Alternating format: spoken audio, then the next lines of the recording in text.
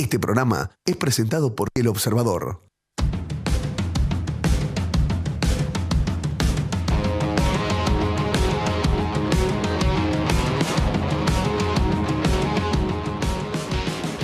Muy buenas noches, bienvenidos a Claves Políticas, otro capítulo de este programa que procura dar información clave para comprender la realidad política nacional. ¿Qué está pasando con las leyes que salen tan inconstitucionales, tantas? Hay un tema de la Corte que la tiene contra el gobierno se queja. ¿Qué es lo que está pasando? ¿Hay posibilidades de algún acuerdo próximo entre Mercosur y la Unión Europea? Eso de lo que se ha hablado hace tanto tiempo.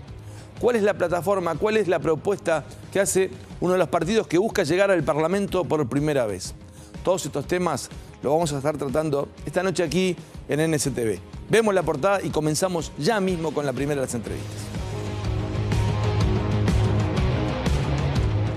Hoy, en Claves Políticas, las reiteradas sentencias de inconstitucionalidad. ¿La Suprema Corte obstaculiza el Poder Ejecutivo?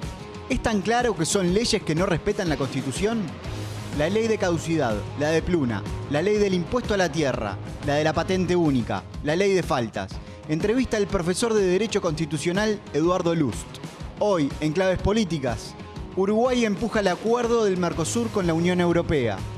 La estrategia de Mujica de acercamiento con Brasil para lograr asociación comercial con Europa. Entrevista al jefe de la delegación de la Unión Europea en Uruguay, Juan Fernández Trigo. Hoy, en Claves Políticas, la izquierda de la izquierda busca un lugar en el Parlamento. Entrevista al candidato a presidente de la Unión Popular, ex Asamblea Popular, Gonzalo Abella. Hoy, en Claves Políticas, por NSTV.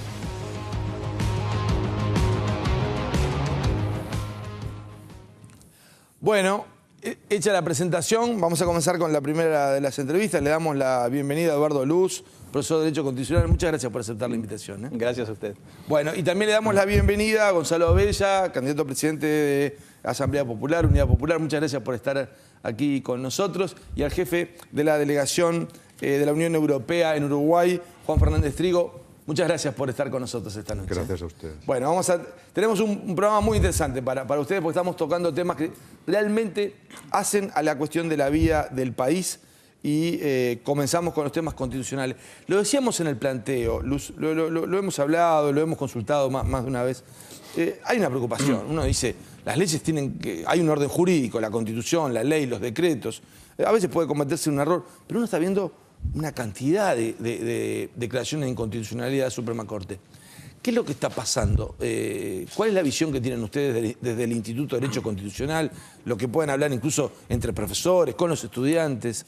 ¿Que la Corte la tiene contra el gobierno? ¿Cómo es? No, en principio descartamos absolutamente que la Corte tenga una posición contra el gobierno.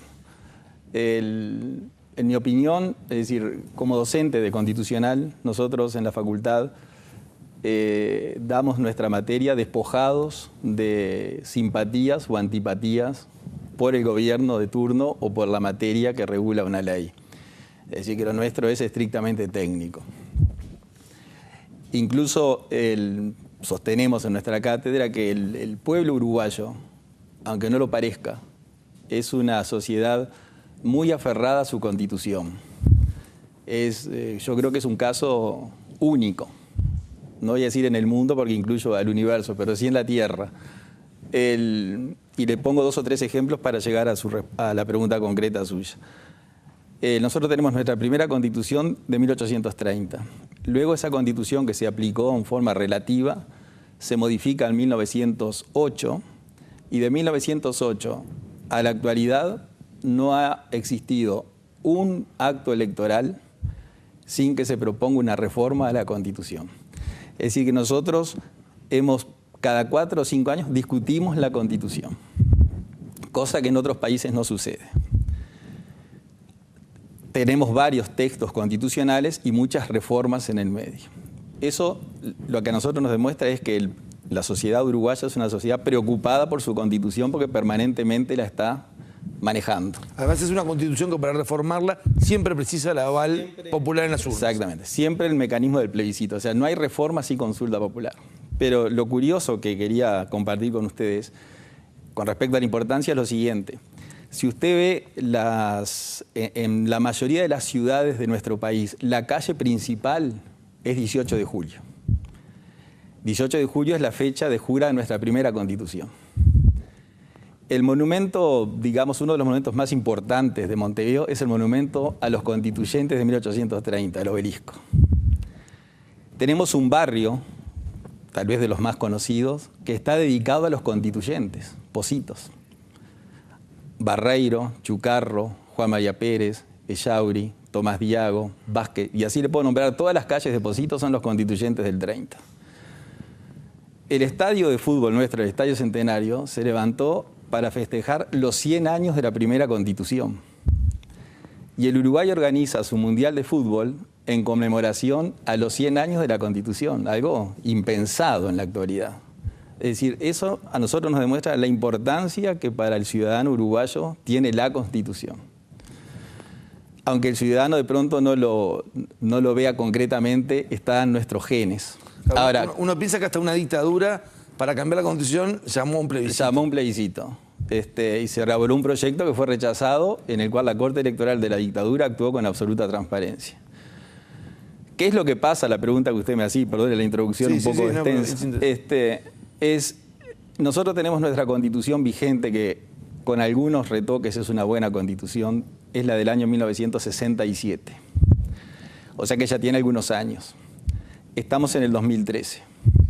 Entonces, parecería, o sea, lo que a nosotros nos parece, es que los gobiernos de la actualidad, cualquiera sea su orientación filosófica y política, ven necesidades o se enfrentan a problemas o tienen temas a solucionar para los cuales la Constitución del 67 no les presta las herramientas que ellos querrían tener.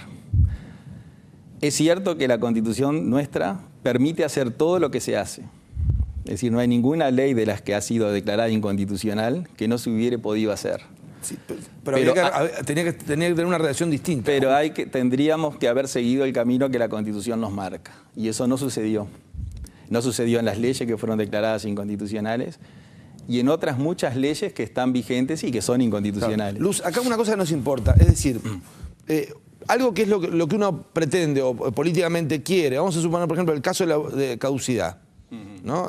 A los ministros de la Corte, incluso viene especialistas del exterior y dice, no puede ser que la Corte no permita que se juzguen los criminales de la dictadura.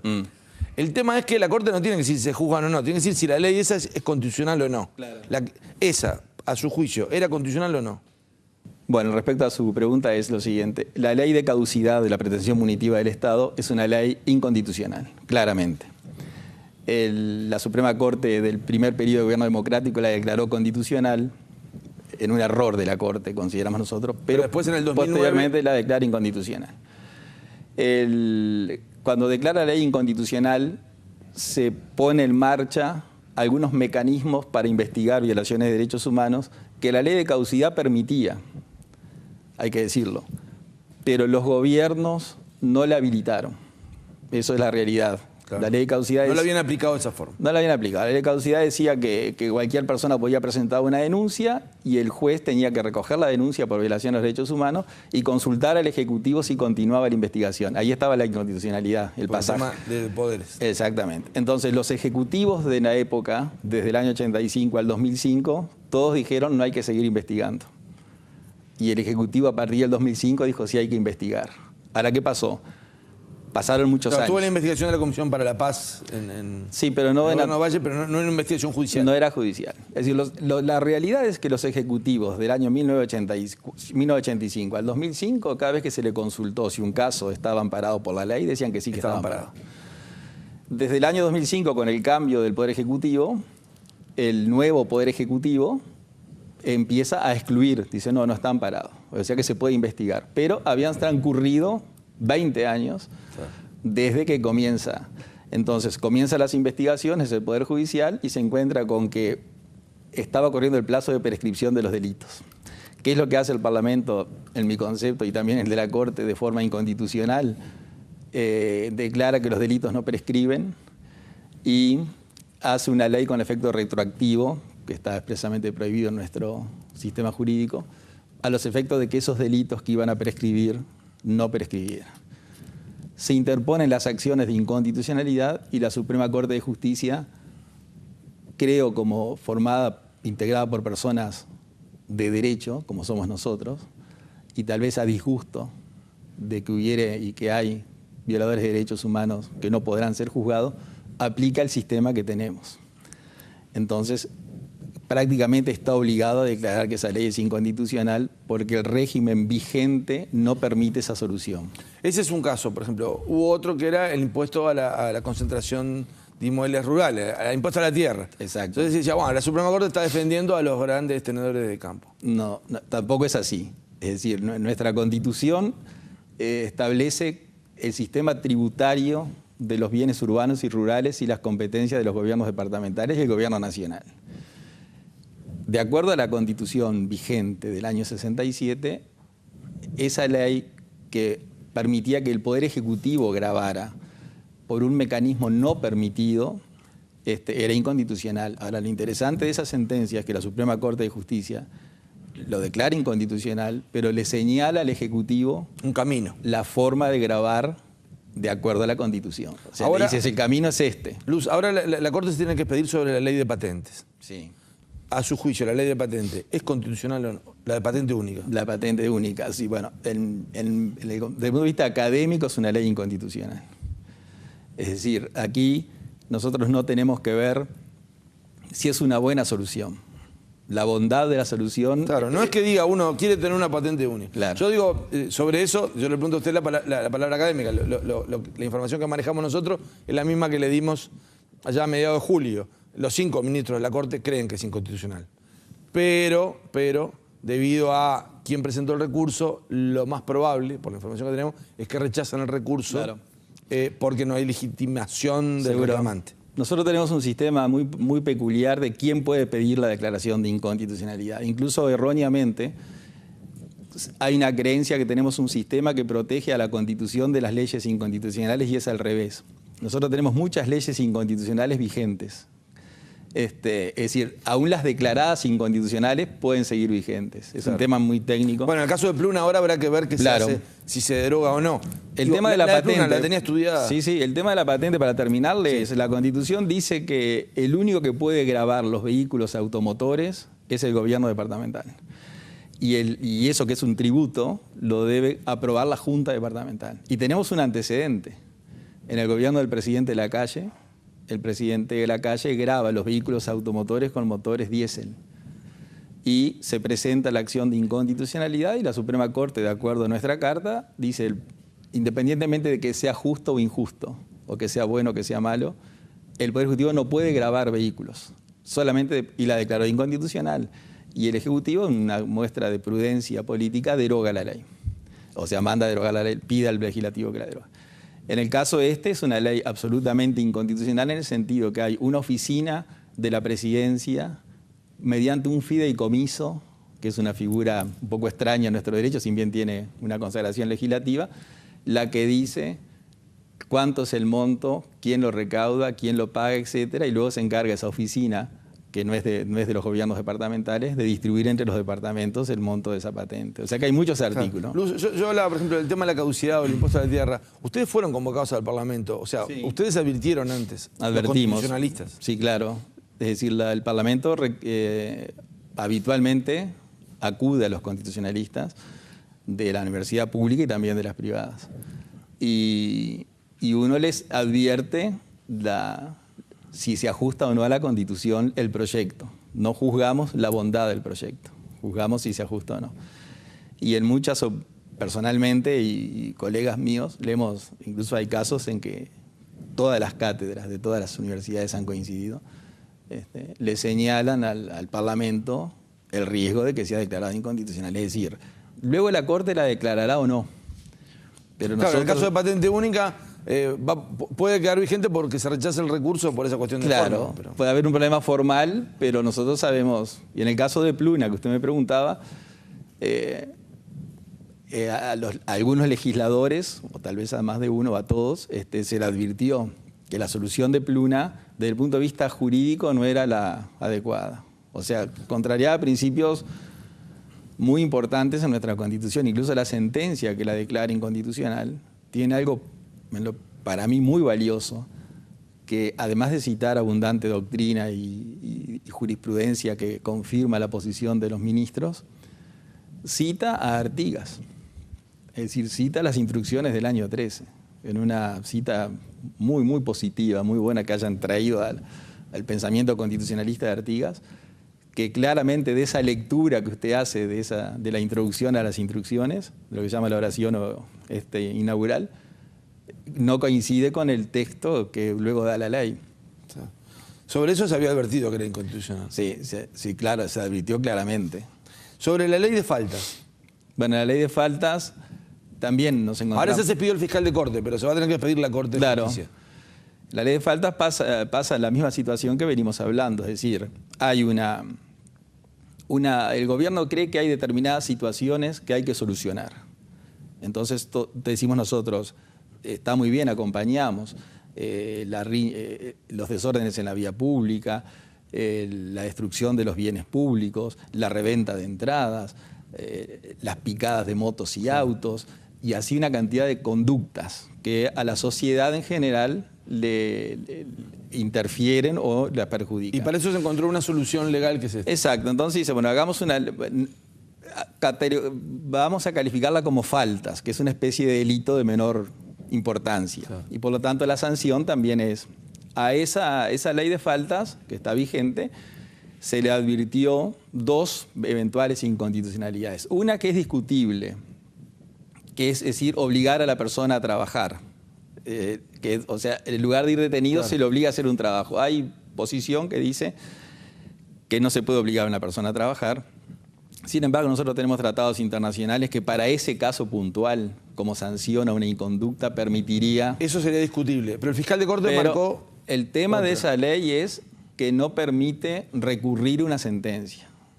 Es decir, que cuando el juez de faltas condena a la persona, lo encuentra culpable y le impone la sanción que la ley le permite, el indagado no tiene posibilidad de que otro tribunal examine esa sentencia. Y eso, desde el punto de vista jurídico, es muy grave. Es lo que nos enseñaba Couture ya en la década del 40. Luz, me queda poco tiempo, ¿no? Pero sí, ahí tenemos una situación que a su juicio entonces también va a ser inconstitucional. Desde el punto de vista técnico y académico es inconstitucional. No sé si la Corte lo va a declarar. El caso de, bueno, está la ley de medios, ¿se ha hecho alguna advertencia? No sé si usted eso lo ha visto sí, o no. Hemos trabajado y tiene algunos aspectos que ya han sido advertidos. Que son inconstitucionales. Claro, no sé si el Parlamento los va a... ¿Y fueron advertidos al Parlamento? Claro, a los legisladores, sí, que son los que... Y el caso de Antel, que no pasa por el Parlamento, con el complejo deportivo y de espectáculos. El Antel Arenas. Sí. Bueno, ese es un tema también, es decir, en lo personal a mí no me cabe duda que es una solución inconstitucional. Nuestra Constitución además es muy clara, porque nuestra Constitución hay que leerla, y tiene artículos que son, por ejemplo, el artículo 46 de la Constitución dice que el Estado, mediante las leyes, combatirá los vicios sociales. Ese es un tema a tratar ahora con el tema de la marihuana, que yo no lo he escuchado en ningún lado, pero está en la Constitución. O sea que eso a su juicio también podría... No sé, es un vicio social, habría que ver. La ley que permite el consumo es combatir, o sea que es toda una discusión. En lo que refiere al Estadio Antel Arenas, la Constitución dice que los entes autónomos no pueden destinar sus dineros a un fin ajeno y extraño para el cual fueron creados. Eso se la cito casi de memoria. Entonces, si usted le pregunta, y Jiménez de Arechaga nos enseñaba, que la Constitución hay que interpretarla por la lectura. O sea, no hay que buscar alguna solución que no esté en su lectura. ¿Por qué? Porque como la Constitución la vota la gente, se supone que la gente la leyó. Entonces no se le puede buscar una interpretación que no surja de su lectura primaria. Claro. Entonces, cuando usted lee ese artículo que dice el ente autónomo o la empresa pública no podrá destinar sus dineros a un fin extraño, se pregunta, Antel en su ley de constitución que habla de las telecomunicaciones, ¿puede construir un estadio? No puede. Lo que puede hacer Antel es que alguien construya el estadio, que no sea Antel, y Antel brindar el servicio. Claro. Pero sin perjuicio de ese artículo de la Constitución, que para nosotros es muy claro, además hay temas legales. Es decir, nuestro sistema legal impide que un ente autónomo o una empresa pública se embarque en una obra que no ha sido presupuestada. Y Antel no tiene en su presupuesto construir ese edificio. Y además hay otro artículo que también es importante y muy grave que no se haya respetado, que nuestra legislación permite que entre dos empresas públicas o dos organismos públicos se pueda hacer una obra por contratación directa, sin licitación. En este caso es el gobierno departamental de Montevideo con Antel. O sea que son dos empresas, dos organismos públicos. Pero ese artículo, que es muy extenso y al final de su redacción, pone como requisito para que eso sea viable que de ninguna forma, ni directa ni indirecta, participen privados en ese negocio entre dos. Y aquí las empresas que van a construir edificios son privadas. Luz, estamos repasado el tiempo. Dos preguntas prácticamente para sí o no. ¿No? Sí. Pero me interesa porque, y seguramente lo vamos a invitar de nuevo para hablar de estos temas porque son muy importantes. Uno, da la sensación al que puede estar escuchando, con la Constitución no se puede hacer nada. Usted dice, se puede hacer hacer de otra forma. Se puede hacer todo.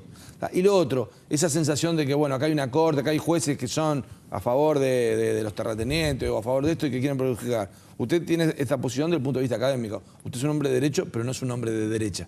Claro, no. La verdad que no. Pero, no le digo que vota, pero digo, usted no es alguien que está en contra de la patente ni nada. Dice, no se ajusta a la Constitución. No se ajusta a la Constitución. Eso es lo que se le llama la oportunidad o el mérito. Hay algo que es oportuno, bueno, eso lo resuelve el sistema político. Nosotros ajustamos la solución a la Constitución. Pero la Constitución nuestra permite hacer todo lo que los gobiernos... Pero hay que seguir el camino de la Constitución. Bueno. El tema es no apartarse del camino. Muchas gracias, lo vamos a estar convocando de nuevo. Gracias a ustedes. Muchas gracias. Nosotros seguimos en Claves Políticas. Vamos a estar hablando sobre el acuerdo Unión Europea-Mercosur. Tenemos al jefe de la delegación europea en Uruguay aquí en los estudios. También vamos a hablar de la propuesta del Partido Asamblea Popular para las próximas elecciones. También tenemos a Gonzalo Bobella, el candidato presidencial. Breve pausa y ya volvemos aquí por NSTV con más Claves Políticas.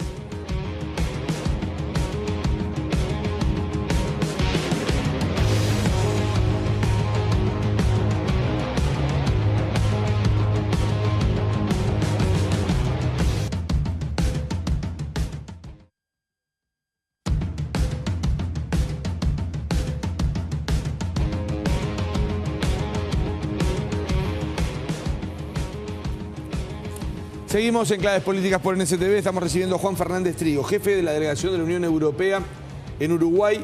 Bienvenido, muchas gracias por haber aceptado la invitación. Muchas gracias, gracias a ustedes por invitarme. Bueno, ¿y cómo se siente en Uruguay? Muy bien, la verdad es que muy bien. Llevo aquí alrededor de 10 meses. Bueno, antes era embajador de España en Paraguay, con lo cual pues conozco un poco la región y sus problemas.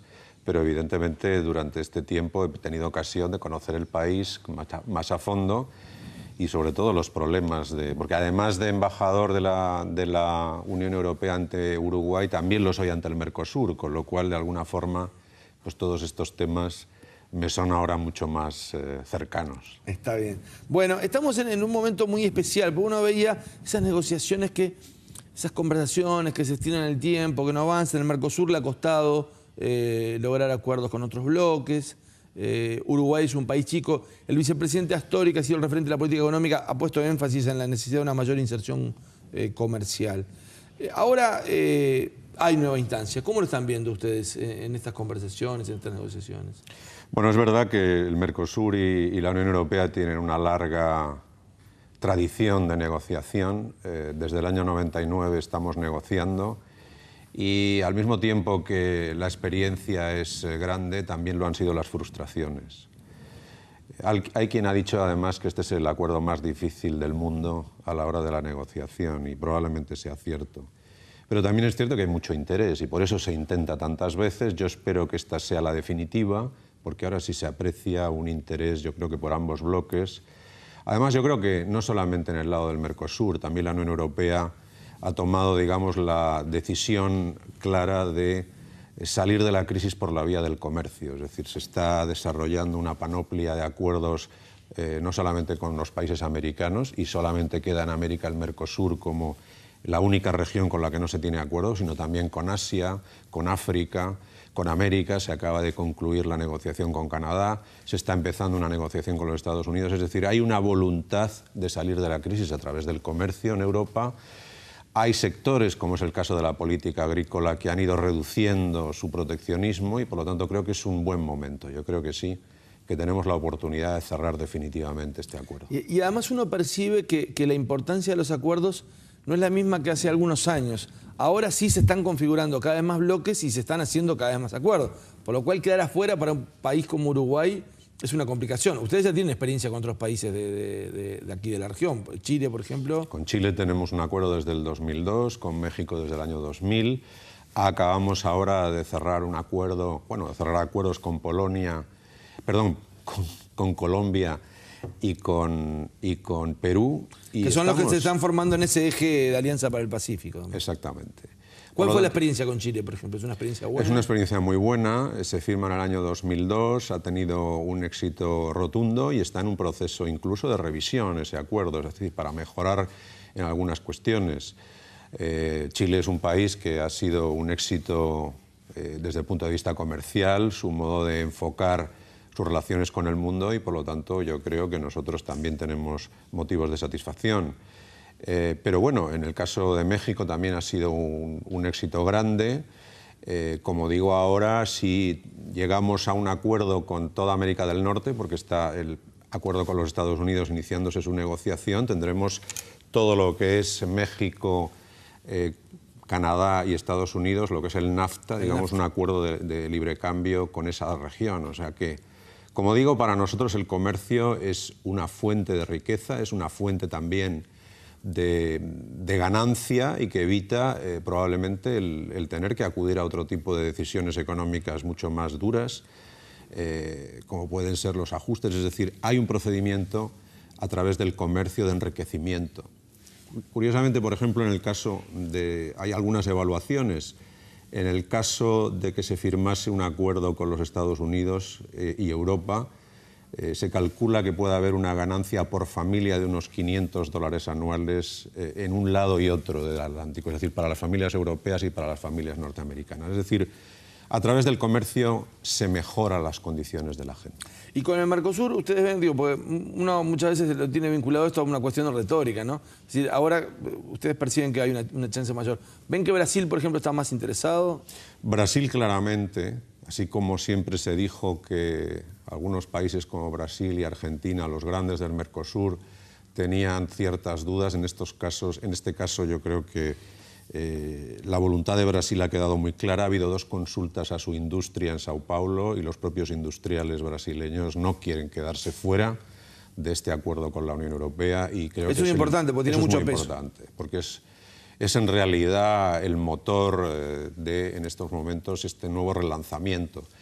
Hemos tenido 2 grandes rondas, en el periodo 2000-2004 y en el periodo 2010-2014. Ahora yo creo que, pese a los estancamientos que ha habido siempre en estos procesos, creo que tenemos una oportunidad de oro y esperemos que podamos llevarlo adelante. ¿Cómo se puede canalizar un acuerdo? Porque digo, es un acuerdo de bloque a bloque, ¿no? O sea, usted hablaba de Unión Europea con Canadá, bueno, es un bloque con un país. En este caso, que es bloque a bloque. ¿Se ha pensado cuál puede ser la modalidad? Es decir, un acuerdo marco y después que cada país busque su propia velocidad, que es un poco lo que nos decía en el gobierno que el presidente Mujica le había transmitido a su ministro. Es decir, bueno, como es muy complejo, por ahí podemos tener un acuerdo que sea un paraguas y cada país utilizarlo de la forma que le pueda resultar más atractivo. Bueno, es verdad que el acuerdo en estos momentos, por lo que respecta a la Unión Europea desea una oferta que le haga Mercosur en bloque. Es decir, eso es lo que además técnicamente crea menos dificultades. Claro. ¿Por qué? Bueno, pues porque si existe, digamos, un procedimiento de doble velocidad, puede darse la circunstancia de que un país que no ofrece las suficientes, digamos, concesiones, sin embargo, se beneficie por la vía del contrabando de ese acuerdo que en realidad él no firma o firma en unas condiciones mucho menos, digamos, de obligaciones mucho más reducidas y, sin embargo, por la vía del contrabando sus productos entrarían en el territorio, digamos, de la Unión Europea. Ahora bien, nosotros en estos momentos estamos abiertos a todo lo que el Mercosur tenga a bien proponer y en función de eso veremos si las ofertas son lo suficientemente interesantes. Ni estamos proponiendo desde ya una doble velocidad, ni tampoco nos negamos a ver lo que el Mercosur en su conjunto esté dispuesto a ofrecer. Lo que sí esperan es una oferta en bloque, es decir, en cuanto a lo que pueden ser escala de aranceles, de grabación arancelaria. Básicamente un acuerdo de libre cambio lo que busca o lo que establece es que en el 90% de las líneas de los productos exista, digamos, una reducción a cero del arancel. Es decir, en un 90% de las mercancías la Unión Europea se queda a cero y el Mercosur se queda a cero. Evidentemente esto luego tiene sus matizaciones. Claro, pues no se hace un día para el otro, sino se puede hacer un cronograma de grabación para llegar a cero. En cierto modo después, a través de una negociación, digamos, modular. Nosotros mismos tenemos también en algunos campos, es decir, cuando hablamos de la Unión Europea, que normalmente es una unión aduanera casi perfecta, diría, pero también tenemos algunos elementos, digamos, de diferenciación, de varia velocidad. Por ejemplo, en el tema del euro, no todos los 28 países forman parte de él, solamente estamos hablando de 17 países y por lo tanto 11 están fuera. En el tema de la libre circulación de personas, los acuerdos Schengen, hay países como es el caso de Bulgaria, Rumanía, Gran Bretaña, Irlanda, Chipre que están fuera. Y, por lo tanto, digamos, hay unas cooperaciones en algunos casos más reforzadas que otras. Pero, en fin, a nosotros, insisto, técnicamente lo que menos problemas da es que negociemos de bloque a bloque y estemos, digamos, proponiéndonos cosas sin excepciones. Como digo, veremos lo que nos tienen que ofrecer, lo que el Mercosur ofrece, y a partir de ahí estaremos abiertos a estudiarlo. La discusión en el Mercosur también ha sido vinculada a decir, bueno, ¿y Europa realmente está dispuesta? Usted decía, bueno, cuando estamos hablando de 90% de lo que pueden ser las líneas, siempre hay una parte que se reserva, ¿no? Pero ¿Europa realmente está dispuesta a abrirse para dar igualdad de condiciones en lo que es una cuestión justamente de libre comercio? Bueno, Europa está en la mejor de las condiciones, como decía antes, porque su análisis es que de la crisis se sale con más comercio, pero además también quiero señalar que así como la agricultura hace unos 30 años suponía el 70% del presupuesto de la Unión Europea, en estos momentos ese proteccionismo ha quedado claramente reducido. Hemos tenido que hacer, como se dice en la expresión española, a la fuerza Orcan, hemos tenido que hacer en algunos casos reformas para no proteger la política agrícola común, puesto que financieramente resultaba imposible. Las ampliaciones que se produjeron en los años 90 y a partir del 2004, es decir, de los países del este, que eran países agrícolas eminentemente, obligaban a reducir el nivel de protección porque no se podía financieramente asistir a todos esos países. Por lo tanto, la agricultura ya no tiene la fuerza y la protección. Por poner un ejemplo, ya no se subvenciona tanto al producto como al agricultor, en la idea de que el agricultor es alguien que es interesante que no abandone el campo, para que exista, digamos, una población rural que permita el mantenimiento del campo. Pero ya hay mucho menos protección, además se ha producido una reducción en la diferencia, puesto que las materias primas han crecido en los mercados internacionales y ya no hay, digamos, toda esta diferenciación. Con lo cual, yo creo que estamos en el mejor de los momentos para que se pueda llevar a cabo una negociación que en otros momentos pudo tener más dificultades. Está bien. Y usted decía, el comercio le permite a la Unión Europea también encontrar un camino para la recuperación económica. ¿Y esa recuperación la ven con señales firmes? Bueno, yo no diría firmes, la recuperación está ahí, aunque todos los analistas lo que señalan es que de momento es tímida y que no hay que bajar la guardia. O sea que yo no quisiera tampoco lanzar las campanas al vuelo, pero yo creo que sí, las señales son más bien de que las cosas se están recuperando. En el caso, por ejemplo, español, el rescate bancario se va a finalizar a finales de diciembre. Ha resultado positivo, realmente no se han utilizado más de los 100.000 millones que se ofrecía, solamente se van a utilizar 41.000, es decir, hay motivos para creer que por lo menos la crisis financiera está resuelta, las instituciones financieras están saneadas. Ahora lo que quedan son los ajustes derivados de la crisis fiscal, es decir, esos problemas que ha habido en algunos países de que han tenido problemas para financiarse los mercados internacionales al tener déficit presupuestario. Ahí yo creo que también hay una buena noticia, y es que los países que han sufrido los embates de los ataques a sus deudas, como es el caso de España e Italia, han mejorado mucho, lo que se llama la prima de riesgo. Sí, la prima de riesgo, el interés que hay no tiene que dar, la presión, la diferencia claro, del interés que se le exige respecto a los mismos títulos de Alemania. Ahí entonces, ya ha aflojado la presión. Ha aflojado mucho. Antes, en el peor de los momentos, en el año 2010, había que pagar al 6% lo que te prestaran. Ahora ya estamos hablando de alrededor de un 3 y pico, 4, con lo cual, pues evidentemente, la asfixia de las haciendas es mucho mejor. Pero, en fin, estamos en el buen camino de la recuperación, aunque yo creo que todavía hay ciertos niveles de desempleo preocupantes que rebasan pues, el 12, 13, en algunos países, como el caso español, mucho más alto. Yo le agradezco mucho la participación hoy y seguramente lo vamos a estar convocando para poder hablar después de que termine esta ronda de negociación y por ahí con buenas noticias. El gobierno está muy entusiasmado, el presidente Mujica está muy entusiasmado con poder lograr un acuerdo, habrá que ver, no depende solo de Uruguay. Pero yo creo, y disculpe que le interrumpa, yo creo que además el presidente Mujica y los uruguayos en general tienen una visión de lo que es el acuerdo con Europa estratégica, mucho más allá de lo que son las ventajas puramente comerciales. Les he oído y les he escuchado con mucha frecuencia decir que aquí lo que se está, en cierto modo, jugando es un modelo de sociedad donde exista una cierta proximidad cultural, pero al mismo tiempo social. Es verdad que hoy en día hay mercados interesantes, hay países que compran, pero los modelos de sociedad que proyectan muchas veces no son los más ajustados a la realidad. Yo creo que Uruguay es un país muy próximo por historia a Europa, en donde a lo que aspiramos es a que haya ventajas sociales, beneficios, educación, una serie de mejoras que definen lo que es el estado de bienestar y que yo creo que probablemente en un acuerdo con Europa se vean, en cierto modo, reforzados en uno y otro lado. Bueno, seguiremos adelante. Muchas gracias, muy amable. Gracias. Nosotros vamos a una pausa, ya venimos con Gonzalo Abella, el candidato presidencial de Unidad Popular, Asamblea Popular. Seguimos en Claves Políticas aquí por NSTV, ya volvemos.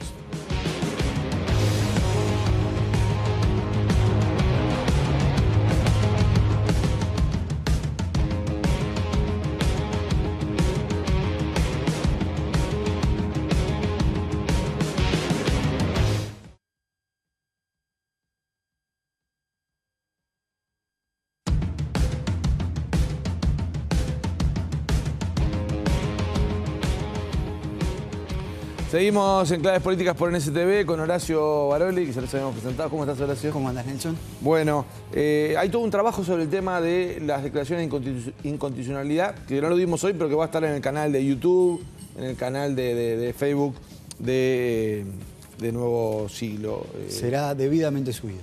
Bueno, ya las estamos recibiendo con mucho gusto a Gonzalo Abella, candidato presidencial de Asamblea Popular, Unidad Popular. Asamblea Popular es el lema. En este caso están haciendo una alianza más amplia que se llama Unidad Popular. Unidad Popular, exactamente. Bienvenido, muchas gracias. Muchas gracias. Bueno, nos parece muy importante también siempre reflejar las distintas opiniones. A veces no tienen la misma oportunidad, o sea, los grupos de menor presencia, más chicos, bueno, les cuesta más llegar y siempre nos interesa tener el enfoque que hacen ustedes. Sí, a los grupos chicos, lógicamente, se nos debe dar menos espacio, pero es sorprendente lo que pasa con Unidad Popular, lema Asamblea Popular. Porque el Partido Independiente, que es un partido pequeño, estornuda y está toda la prensa ahí. Nosotros podemos tener un encuentro de 500 personas o desmentir informaciones del ministro Bonomi cuando dijo que nos habíamos metido en la hinchada de Peñarol para romper vidrios. Llamamos a una conferencia de prensa y no va nadie. Eso es más allá de darnos pequeños espacios. Eso es crear un muro de silencio contra nosotros. A veces hay una cosa importante para que la gente conozca a ustedes, es que ustedes tienen una expresión importante a nivel sindical también. Digo, los distintos grupos tienen una militancia. Bueno. Los distintos grupos que están en Unidad Popular. Sí, pero nosotros proponemos y promulgamos que los movimientos sociales y los movimientos ambientales y los movimientos obreros tienen que tener una total independencia de clase. decir, nosotros podemos exponer nuestras ideas políticas, pero el hecho de un militante de la Unidad Popular que tenga además militancia social o militancia ambiental, o que sea socio de Peñarol o sea socio defensor, son esferas diferentes. Nosotros, por ejemplo, cuando en definitiva es una crítica que le hacen al PIT-CNT muchas veces. No, a la cúpula del PIT-CNT. A la cúpula del PIT-CNT. La cúpula del PIT-CNT, desgraciadamente, ha operado muchas veces más como bombero, subordinado a las políticas del gobierno, que como expresión real de las necesidades de abajo. Eso es así. Ahora, nosotros, por ejemplo, no es que seamos neutrales en los temas sociales. Cuando se dio la 5ª Marcha por la Tierra, es decir, de la cual se publicó muy poco, 11 cuadras de gente contra Aratirí y contra la megaminería. La que se hizo por 18 de julio hace poco. En esa marcha, de la cual, por ejemplo, el diario Observador solo publicó la foto de un paisano, y nadie publicó esa larga columna de 11 cuadras, nosotros esa marcha la apoyamos irrestrictamente. No nos vestimos con plumas ajenas, no la convocamos nosotros, pero cuando se produce un proceso social que nosotros entendemos que es justo, ahí estuvimos como uno más apoyando esas acciones. Abella, ¿cómo le ha ido la recorrida por el interior del país? Porque sé que recientemente, este fin de semana, estuvo en Rocha, por ejemplo. Sí, en realidad he recorrido todo el país. Y recorrí Buenos Aires, donde hay 300.000 uruguayos, es decir, es la segunda ciudad por número de uruguayos después de Montevideo, es Buenos Aires. Y realmente uno tiene una percepción clara de que estamos creciendo. Ahora, la gente que se nos acerca, a mí me conocen mucho en el interior del país, más que en Montevideo por mis trabajos sobre mitos y leyendas y sobre mis investigaciones culturales. Yo siempre fui muy orejano en los últimos años. Cuando la gente se me acerca... Los Abellas son orejanos, ¿no? Ah, bueno, lo que pasa es que soy medio pariente del Serrano. Claro. Lo que pasa es que el Serrano es de los Abella de 33 y yo soy de los Abella de Colonia, pero hay un parentesco, lógicamente, y un gran afecto. Más allá de que él es blanco como hueso de bagual, nadie es perfecto, yo lo aprecio mucho y aprendo mucho del Serrano allá. Cuando voy a Melo siempre paso por... ¿Y en esas recorridas cómo le ha ido? Bueno, mira, yo tengo la percepción clara, y esto es absolutamente colectivo, de que estamos creciendo. Sin embargo, no tenemos plata para hacer nuestras encuestas. No aparecemos en las encuestas, dicen, no saben y otros, 13%, y en el no saben y otros creo que nosotros somos los otros. Una encuesta nos dio el 1,5% con un error de +/-3, o sea que capaz que estamos en -2. Y no tenemos fuerza para hacer nuestras encuestas. Tenemos una percepción. Ahora, ese goteo de compañeros que se nos acercan, de vecinos sencillos que se nos acercan, por ejemplo, porque están preocupados por Aratirí, de un país de santo que me dice, mirá, yo los voto a ustedes porque estos 4 partidos en el Parlamento están en contra de la naturaleza y mis orillás me orientan que yo defienda la naturaleza, por eso voto la Unidad Popular. Ese tipo de cosas. Claro, lo otro que pueden tener ustedes también es el descontento del militante de izquierda con la izquierda. Claro, el problema es esto. Nosotros creemos que el Frente se ha transformado en la nueva derecha. Es decir, ¿Tanto le parece? O sea, no diría que, por ejemplo, uno podría decir se socialdemocratizó. Se pasó a socialdemocracia en vez del socialismo. Usted lo dice, se pasó de derecha, es muy fuerte. La propiedad de las transnacionales sobre la tierra pasó en estos últimos años de 2% al 45%. En estos últimos 8 años se han expulsado, censo, 10.000 familias rurales del campo, productoras de alimento. Todo eso ha quedado en manos de las transnacionales. ¿Calidad de vida? Averigüemos qué precio tienen la fruta y las verduras. Por otra parte, hay una cosa muy mala que hizo el Mides, a pesar de que a mí me parece bien que se asista a los más humildes, y es romper la dignidad productiva de la gente. ¿Qué significa eso? Tenemos más miseria, las estadísticas mienten, más excluidos durmiendo en la calle y sobre todo más desesperanza. Yo tengo suficiente edad para recordar en mi niñez la pobreza de los conventillos. Y ahí había mucha gente que tenía la dimensión de la esperanza y que se preocupaba que sus hijos les fueran bien en la escuela porque estaba la UTU y hasta podía ser doctor con un proyecto familiar. Hoy, los perdedores de un asentamiento, hijos de perdedores, nietos de perdedores, bisnietos de perdedores, sabe una niña de 13 años que ni siquiera puede ser cajera de un supermercado porque le faltan los dientes por su aspecto físico, y su hermano no puede entrar en una empresa porque dice, no, como vive en ese barrio, nos va a entregar el... Usted sabe, Abella, que acá estuvo el presidente del Plan Juntos la otra vez, y nos decía ese tema, y decía que en los planes, cuando hacían el tema de viviendas, claro, obviamente está abarcando pocas personas, pero que atendían el tema de la salud bucal porque era una imposibilidad para conseguir trabajo. A ver... O sea que ahí se está haciendo algo, no sé cuánto, sí, ¿no? Claro. Pero... A ver, hay una cosa que uno mira la historia del Uruguay. Ningún gobierno hace todo mal todo el tiempo. Yo recuerdo, en el primer año de la dictadura, a la señora Josefina Herrán Puig de Bordaberry, junto con el embajador norteamericano, entregando casitas a los pobres. Y yo recuerdo muy bien la sonrisa de esa gente que por primera vez tenía una casa de material. Cuando se evalúa un gobierno, no hay que evaluarla por los árboles, sino por la tendencia. La tendencia que plantea el Frente Amplio en el gobierno como nueva derecha es la continuación de las políticas de monocultivo forestal, de permiso de los agrotóxicos, de luz verde sin detracciones a los ojeros no residentes, es decir, y la muerte de la esperanza, y un proyecto educativo que no quiere crear seres pensantes, quiere crear robots descerebrados para la limpieza, para la vigilancia y para llenarse de agrotóxicos en el campo mientras compras en cuota la moto. A eso es el objetivo. Y para eso se mete la tecnología que no está usada en el sentido de hacer pensar, sino de simplemente entrenar y adoctrinar. Bienvenida la tecnología. Pero yo como historiador y como escritor, hasta ahora no, pero hasta hace unos años me invitaban en colegios de mucha plata. Y yo te aseguro que un muchacho de los que van a ser los futuros amos del Uruguay, sean frente amplistas o sean blanco o colorado, que es lo mismo, los futuros amos del Uruguay, en tanto Yulisa sea la Rosa Luna del Uruguay, ellos van a seguir diciendo los gobiernos. La embajadora de Estados Unidos. Claro, es la que ordena. En tanto haya eso... Pero el presidente Mujica dijo que era la mejor embajadora, el mejor embajador que había tenido. Y yo creo.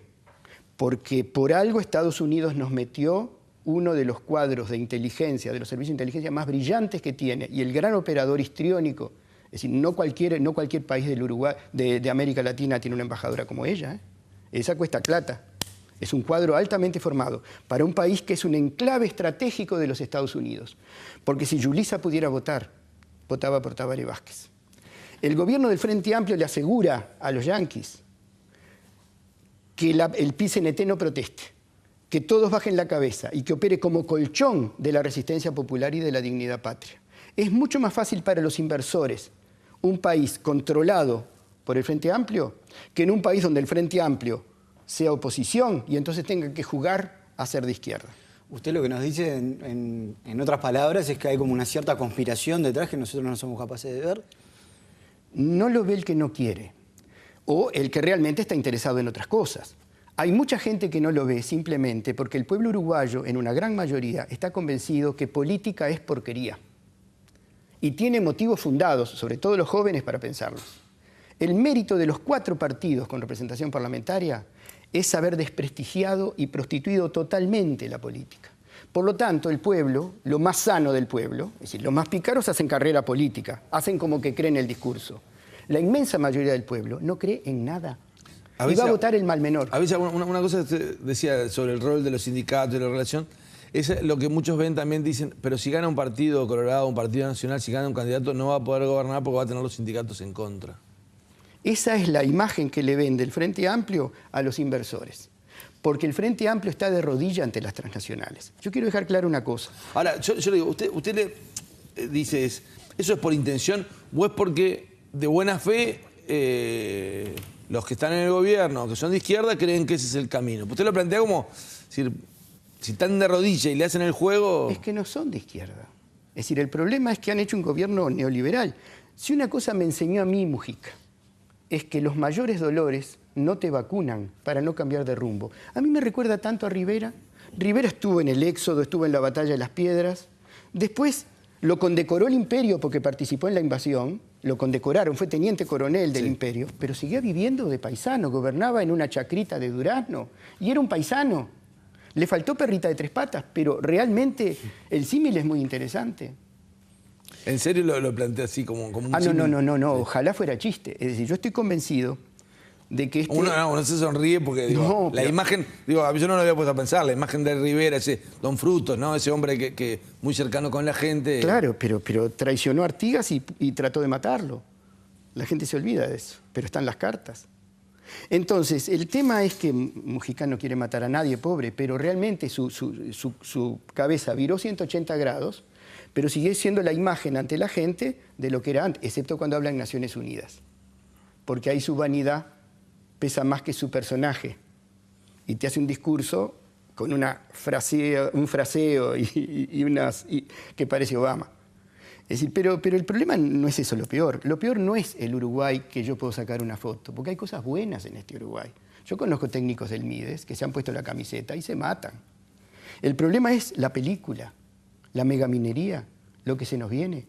El problema es que la Unidad Popular, Lema Asamblea Popular, nos acusan de radicales. No tenemos nada contra la inversión extranjera, pero teniendo primero un proyecto de país y no rematar el rico patrimonio de los orientales como se está haciendo, con la complicidad de la falsa oposición. A veces le parece que llegan al Parlamento con una banca, pues eso sería un cambio muy importante, claro, ¿no? Mira, en este momento, por la tendencia que tenemos y por los indicadores que tenemos, podríamos llegar a 3 diputados. Ustedes en la elección pasada sacaron 16.000 votos. 16.000 votos. Pero no te olvides que la elección pasada estaba polarizada entre Lacalle y Mujica.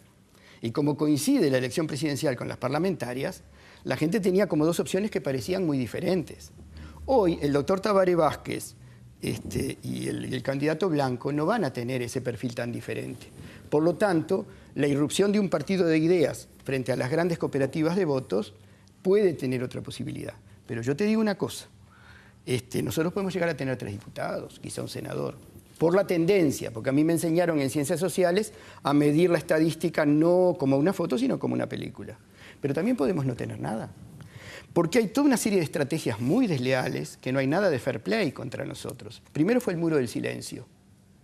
Pregunten a los televidentes cuántos conocen la existencia del Partido Independiente y cuántos conocen que existe la Unidad Popular de Mazapán. Claro, en el caso del Partido Independiente tiene un diputado, ¿no?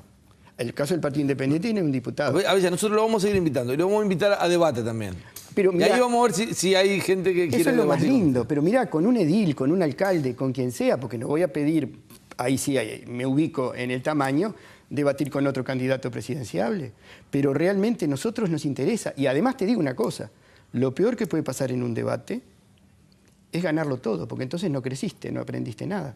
Y en ese sentido, nosotros, Unidad Popular, Lema Asamblea Popular, el programa nuestro de emergencia, recoge ideas del viejo vallismo, del Instituto Nacional de Colonización. Recogemos ideas también de la pureza de un Saravia. Y podemos decir aquella hermosa frase de Wilson Ferreira Aldunate, ¿qué es Unidad Popular?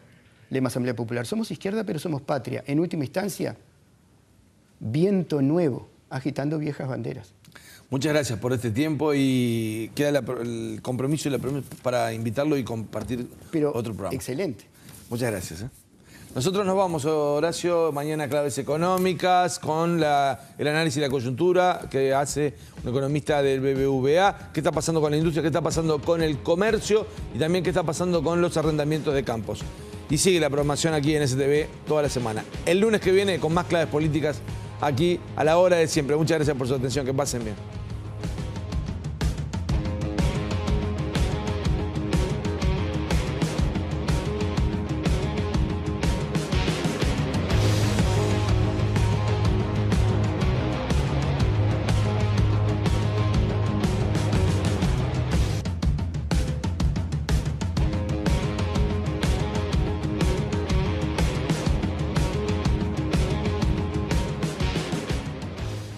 Presentó Y el Observador.